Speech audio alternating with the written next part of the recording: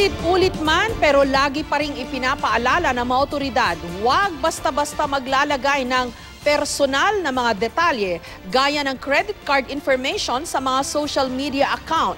Ayon sa BSP o ang Bangko Sentral ng Pilipinas, 5 hanggang 10 tao araw-araw ang nagiging biktima ng identity theft. May report si Sherry Ann Torres. Tulad ng maraming Pinoy, ang IT specialist na si Jackie mahilig sa social media.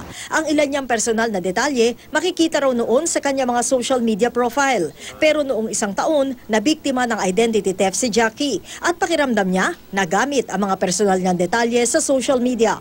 Nagulat na lang ako, mag-order sana ako ng phone under dun sa loyalty ko.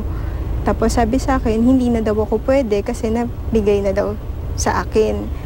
Wala naman ako ino-order na telepono. Ang sinabi nila nung nakausapan nila ako, i-charge daw sa bill ko. Mahigit 25,000 pesos daw ang halaga ng cellphone na nakuha ng babaeng nagpanggap na si Jackie na ipa-deliver pa raw ang order sa isang address na hindi naman kanya. 6 na buwang inilaban ni Jackie ang kaso bago napatunayang biktima siya ng identity theft at di natuloy ang paniningil sa kanya. Simula nung nangyari yun, naging maingat na ako na bumili online, magbigay ng detalye ko sa ibang tao.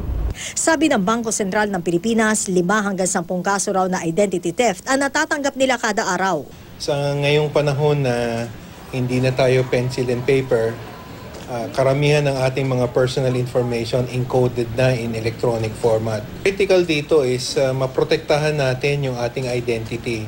Otherwise, pag nagkaroon ng breach in terms sa security features ng ating mga electronic devices, ang maaring mangyari, merong magpapanggap na siya yung tayo.